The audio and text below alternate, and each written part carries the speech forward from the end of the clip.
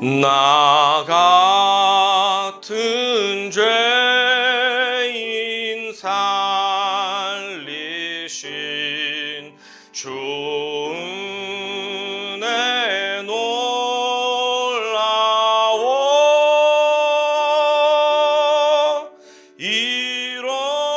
잃었던 생명 찾았고 광명으로 돋네.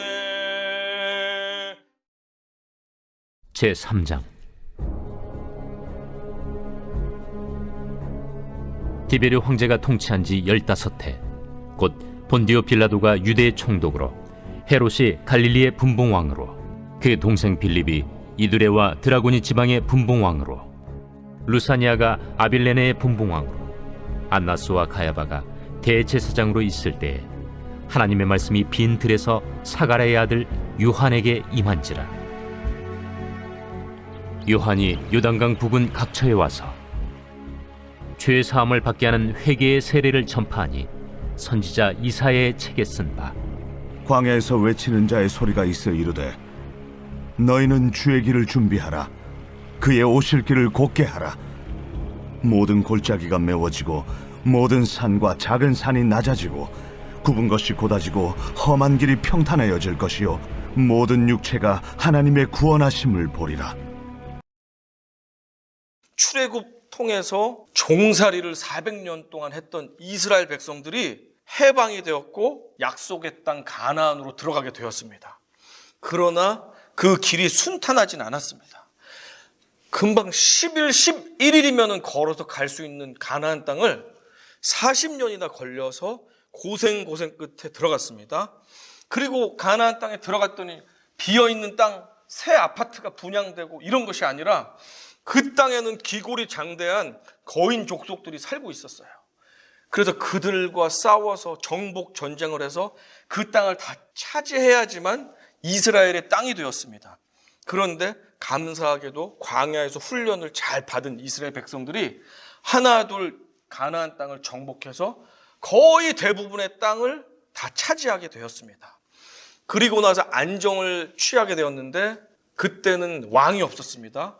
그래서 제사장 겸 재판관 겸 여러 가지 선지자 겸 해서 사사라는 사람들이 백성들을 지도했습니다. 왕의 역할도 하면서 재판관 역할도 하면서 또 제사장 역할도 하고 전쟁이 나면 장군 역할도 하고 하는 종합 리더가 있었는데 그들이 사사였습니다.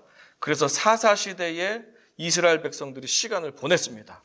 그러나 이들이 계속해서 하나님을 배반하고 우상 숭배에 빠지게 되었습니다. 그러다가 사울 왕을 세워서 이스라엘이라는 나라를 왕권 제도로 만드셨습니다. 그리고 위대한 왕 다윗을 통해서 이스라엘 전체를 통일하셨어요. 그래서 온 이스라엘이 하나가 되어서 하나님을 경외하는 나라가 되었는데 솔로몬 왕부터 해서 우상 숭배가 다시 심해지고 하면서 솔로몬의 아들 때 남과 북으로 나라가 반쪽이 나눠지게 되었습니다. 남한과 북한 같이.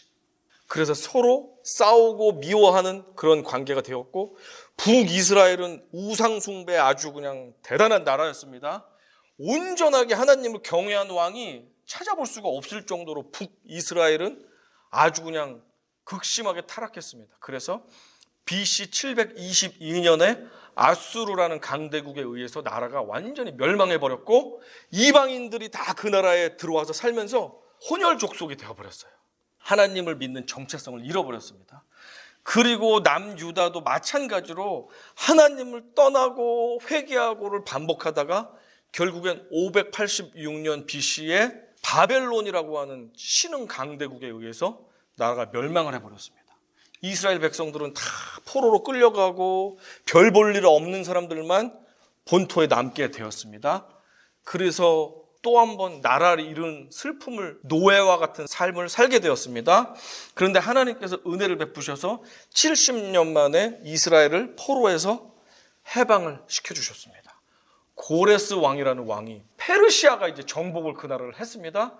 그러더니 아무 조건도 없이 이스라엘 백성들을 고향으로 돌려보내 주었습니다. 하나님이 예언한 섭리대로. 그래서 이스라엘 백성들이 고향으로 하나둘 돌아가게 되었는데, 고향인 가나안 땅, 쉽게 말하면 팔레스타인 땅에 돌아왔더니 내 나라로 돌아왔지만 어때요? 그 나라는 더 이상 내 나라 땅이 아니에요. 이미 이방 족속들이 그 나라의 주인이 되어 있었습니다. 그리고 어떻게 버티고 살려고 했더니 헬라 제국의 셀류쿠스 왕조 에피파네스 4세가 이스라엘 사람들을 핍박해가지고 막 죽이고 몇만 명씩 막 잡아 죽이고 학대하는 그런 상황이 생기게 되었습니다. 한 번도 온전하게 자기 나라의 주인 행세를 하지 못한 이스라엘, 그들을 대항하고 싸우다가 이 하스모니안이라는 왕조가 100년이 조금 안 되게 유일하게 주인으로서 이스라엘 지역을 통치하던 때가 잠깐 있었습니다. 그리고 그 외에는 전부 다 이방 나라의 제국을 주인으로서 섬겨야지만 되는 운명을 살게 되었습니다. 왜 그렇습니까? 원래 이스라엘의 주인은 하나님 아버지신데 그 진짜 주인을 온전하게 섬기지 않고 내팽겨치다 보니까 다른 주인에게 종노릇해야 되는 신세가 되고 말았습니다. 그래서 예수님이 출현하시던 AD 1세기 초반에는 이미 로마가 이스라엘의 통치권을 가지고 있었습니다. 얼마나 불쌍합니까? 내 땅에 돌아왔지만 내가 주인이 아니에요. 이 땅도 다 다른 외세 사람들이 주인이고 나는 그냥 종과 같은 삶을 살고 있는 거예요. 그런 비참한 시대가 바로 예수님이 오시던 시대였습니다. 1절과 2절은 누가가 그 상황을 아주 자세하게 정확하게 역사의 기록을 묘사해 주고 있습니다. 읽어보겠습니다. 1절, 디베rio 황제가 통치한 지 15해 곧 본디오 빌라도가 유대의 총독으로, 헤롯이 갈릴리의 분봉왕으로, 그 동생 빌립이 이두레와 드라고니 지방의 분봉왕으로, 루사니아가 아빌레네의 분봉왕으로, 안나스와 가야바가 대제사장으로 있을 때에, 이 말씀을 그냥 지나치면 안 됩니다. 우리가 이것은 정확한 역사의 팩트, 히스토리의 팩트를 말해주고 있는데, 그 당시에는 이제 로마의 2대 황제인 디베rio 황제가 통치하던 시대였습니다. 이 디베rio 황제도 굉장히 잔인한 황제였고 자칭 신이라고 불림받던 사람이었습니다. 이 디베rio 황제가 워낙 영토가 넓다 보니까 이스라엘 팔레스타인 지역은 자기가 직접 통치를 하지 않고 이전부터 로마에게 충성을 다했던 헤롯 집안에게 통치권을 부여해 줬어요. 그래서 대대로 헤롯 집안에서 이스라엘 지역을 통치를 했습니다. 그래서 이 황제가 헤롯 대왕이라고 하는 헤롯 왕에게 통치권을 주었습니다. 이 헤롯 대왕이 누구냐면 예수님이 태어났을 때 동방박사가 유대의 왕이 태어났습니다 할 때 내가 지금 유대의 왕인데 유대의 왕이 태어났다고?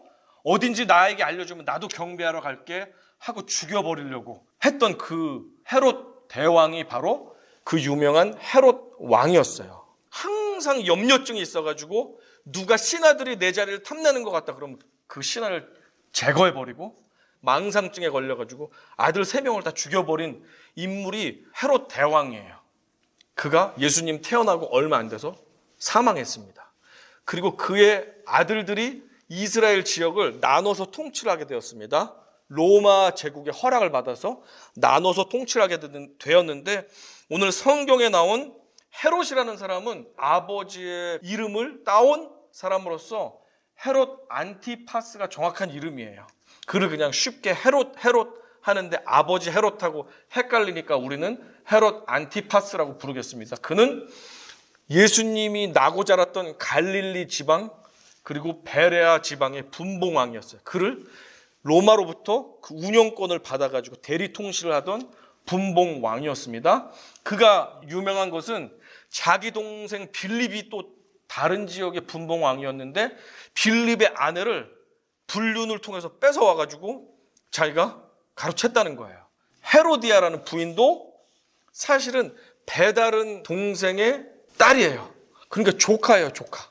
그런데 얘가 조카랑 결혼을 하고 그거를 형이 그 조카 딸하고 눈이 맞아가지고 자기가 데리고 살고, 이런 콩가루 같은 집안이 바로 헤롯 집안이었습니다. 어찌되었든 로마가 이스라엘의 통치권자였는데 다 통치를 못하니까 헤롯 집안에게 이스라엘의 통치권을 나눠가지고 주었습니다. 그러니까 이스라엘 백성들은 로마의 눈치도 봐야 되고 헤롯 집안의 눈치도 봐야 되고 그런 상황 가운데 있었습니다. 그런데 그것으로 끝나는 게 아니고 성경에 또 뭐라고 나옵니까? 그때 대제사장은 안나스와 가야바다라고 되어 있습니다. 안나스와 가야바는 누구냐면 안나스라는 대제사장이 있어요. AD 6년부터 15년까지 이스라엘의 대제사장이었는데 로마로부터 해고를 당했습니다. 그런데 해고를 당하고 나서도 그의 아들 5명이 돌아가면서 대제사장직을 수행하는 거예요. 대제사장은 누구냐면 이스라엘 백성들을 종교적으로, 문화적으로, 사회적으로 이끄는 어찌 보면 작은 대통령과 같은 사람이에요. 그런데 이스라엘의 직접적인 지도자가 대제사장인데 다 썩어 문드러졌습니다. 안나스라는 대제사장이 그래서 자기 아들을 돌아가면서 대제사장을 시키면서 자기가 다 조종했던 거예요. 그리고 예수님 당시의 대제사장은 가야바라는 대제사장인데 그는 안나스의 사위입니다. 사위. 그러니까 실제 권력은 누구한테 있어요? 안나스에게 있죠. 곁더리로 그냥 대제사장들이 여럿이 있지만 다 소용없고 실제 권력은 안나스라는 저 영감님이 다 가지고 있는 거예요. 그런데 뭐 권력을 가지고 있는 것도 좋습니다. 이들이 이스라엘 백성들을 잘 이끌어서 하나님을 잘 섬길 수 있도록 도와야 되는데 이들은 자기들이 로마와 헤롯 앞에서 잘 보여서 자기의 자리가 보존되기만을 원했고 자기에게 유익이 있는 것만을 쫓았습니다. 그러니까 백성들이 아우성을 치고 이런 살기 힘든 시대에 고난과 피눈물을 흘려도 그들을 품어주고 기도해주고 돌봐주어야 하는 종교 지도자들이 그냥 자기의 배만 부르면 아무 상관없다고 생각했던 시대였습니다.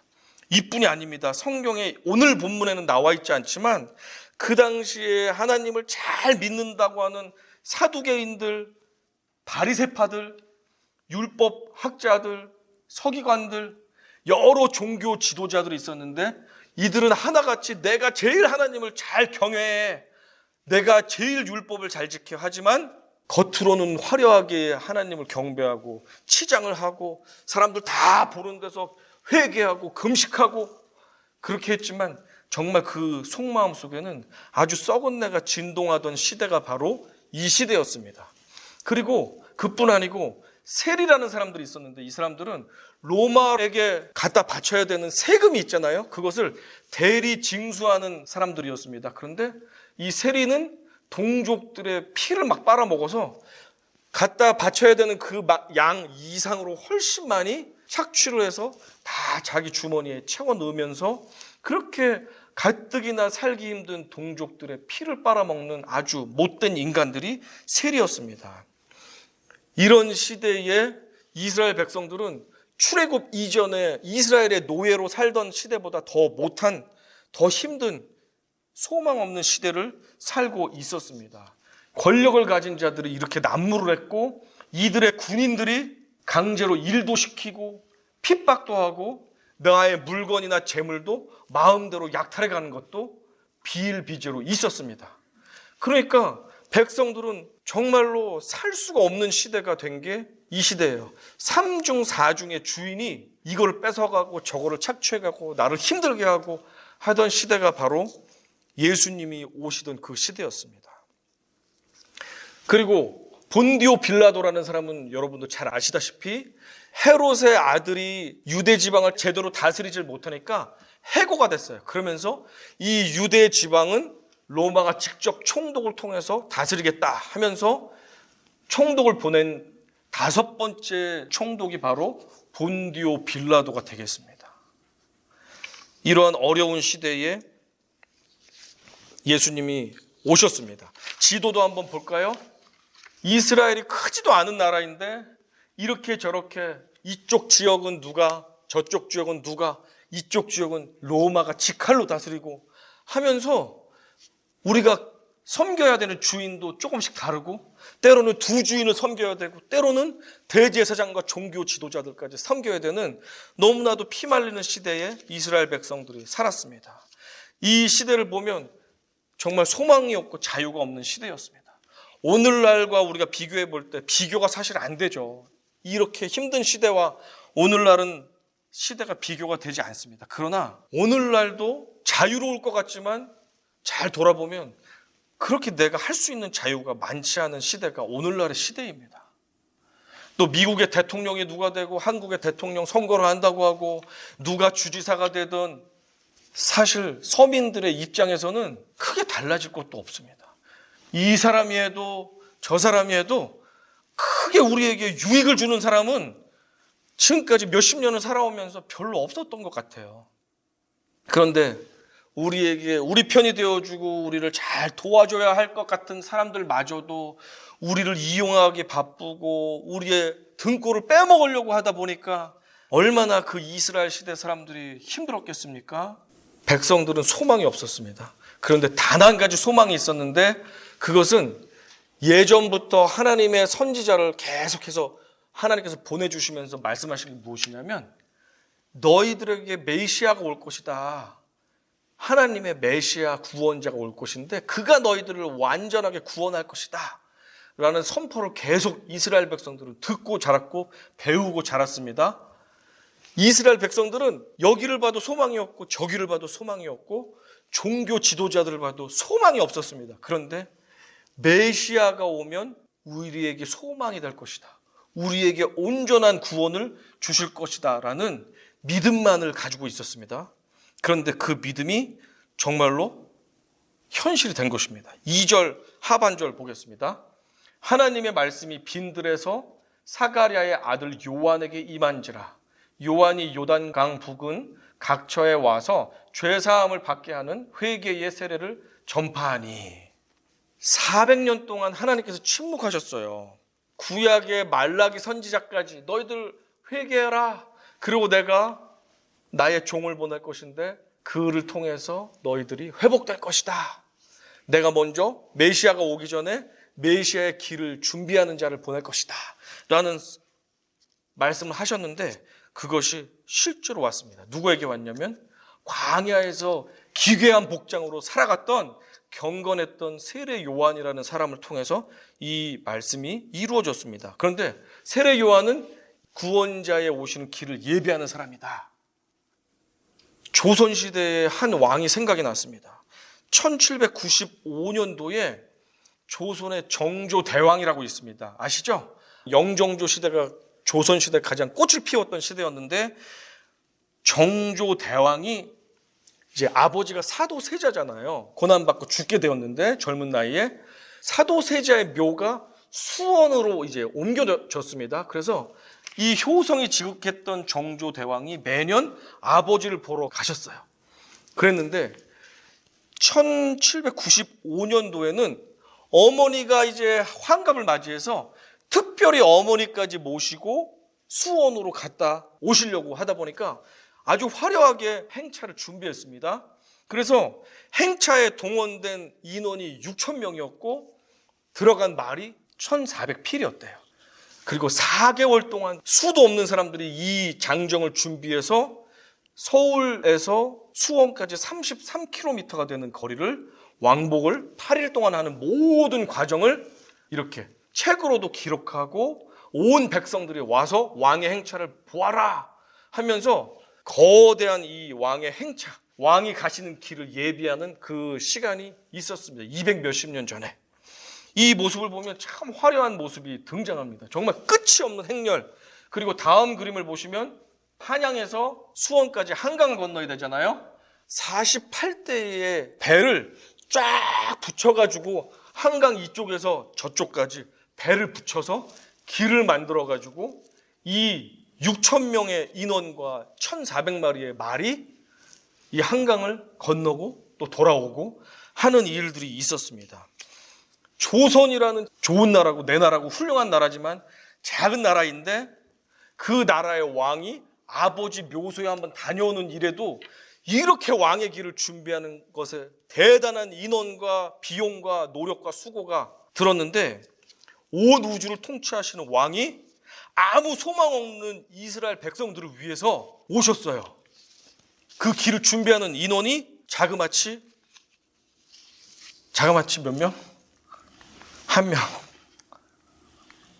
그냥 아무 이름도 없는 유명한 예루살렘의 유명한 선지자, 학자도 아니고 위대한 귀족 가문의 누구도 아니고 저 광야에서 늘 경건하게 살았던 세례 요한을 통해서 하나님의 말씀이 임했고 그의 선포를 통해서 예수님의 오심이, 메시아의 오심이 지금 시작되고 있습니다.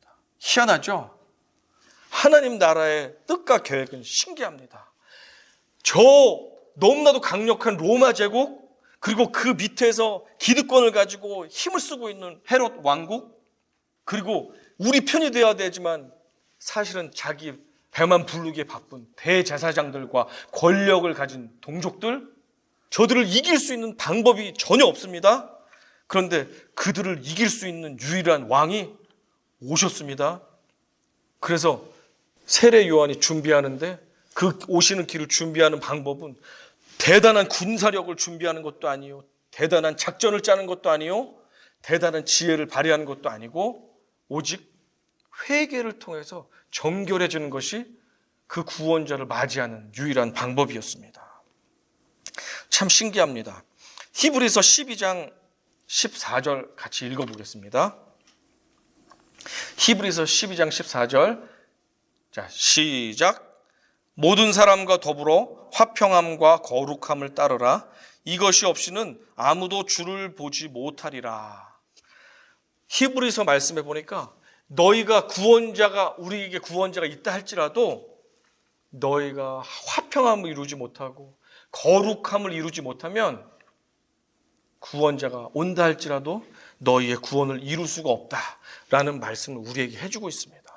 우리는 그냥 거리만 걸어다녀도 교회가 그냥 동네방네 있기도 하고 손만 뻗으면 성경책을 보기도 하고 얼마든지 유튜브 채널 손가락 한두 번만 움직이면 유명한 목사님의 말씀도 들을 수 있고 책도 읽을 수 있고 구원자에 대한 소식을 얼마든지 받을 수 있습니다. 그러나 가장 중요한 것은 도처에 구원의 소식이 있다 할지라도 우리가 정결하지 않으면, 우리가 깨끗해지지 않으면, 우리가 우리의 죄의 문제를 해결하지 않으면 그 주님의 구원이 우리의 것이 되지를 못합니다. 그래서 저 막강한 로마와 헤롯 제국 그리고 종교 기득권자들을 우리가 이길 방법이 없어요. 불합리한 이 세상의 판세를 뒤집어 엎을 아무런 능력이 없지만 구원자가 오셨습니다.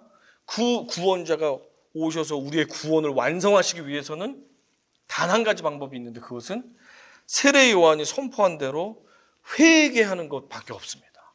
그래서 우리가 그 구원자를 받아들일 수 있게 정결해지는 것 단 한 가지밖에는 우리에게 소망이 없는 거예요. 참 이상하죠? 우리가 저들을 때려 눕히려면 더 큰 무기와 더 큰 신무기와 핵폭탄을 가지고 덤벼야 될 것 같지만 우리는 거룩하신 예수 그리스도만을 붙잡고 나아가지 않으면 저들을 이길 수가 없다라는 사실을 성경은 우리에게 말해줍니다. 그래서 엉뚱하게도 구원자가 우리에게 오셨지만 초라하게 광야에서 외치는 기이한 세례 요한이 외치고 있고 회개를 외치고 있고 그 회개의 소식을 전해 듣고 정말로 회개의 세례를 받고 구주를 맞기로 준비된 사람들은 예수님을 만나서 구원받는 역사가 일어나게 되었습니다. 이게 그냥 실감이 되지 않지만 예수님이 오시고 정말로 300년이 지나고 나서 로마 제국에서 결국엔 그리스도교가 공인하게 되는 일이 일어났고 그리고 계속해서 빠른 시간 안에 예수님의 복음이 전 세계로 퍼져서 결국에는 200여 년 전에 한반도까지 이 복음이 전해지게 되었고 우리까지 믿게 되었고 온 세상 사람들이 예수 그리스도의 구원을 받아들이게 되었습니다. 결국에는 하나님의 방식이 이길 수밖에 없다는 것을 우리에게 보여주고 있습니다. 여러분과 저도 이 세상을 보면 자유롭게 우리가 뭐든지 할 수 있지만 실제로는 우리가 선택할 수 있는 자유가 별로 없습니다.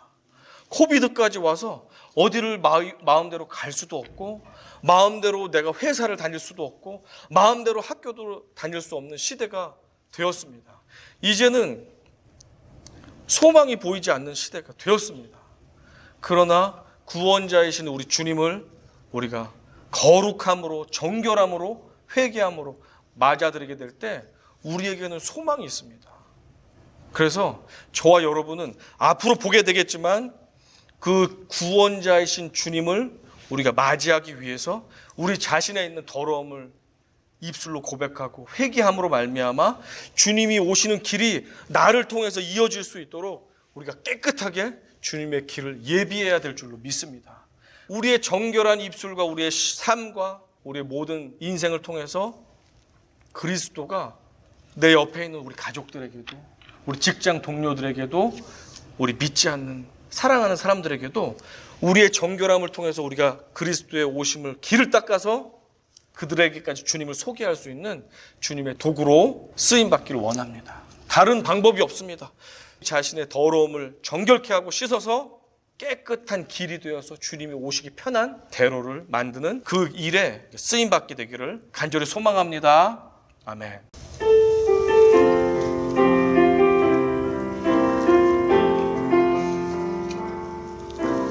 이 세상을 살아가는 동안에 나의 힘을 의지할 수 없으니 기도하고 낙심하지 말 것은 주께서 참 소망이 되심이라. 하나님의 꿈이 나의 비전이 되고 예수님의 성품이 나의 인격이 되고 성령님의 권능이 나의 능력이 되길 원하고 바라고 기도합니다.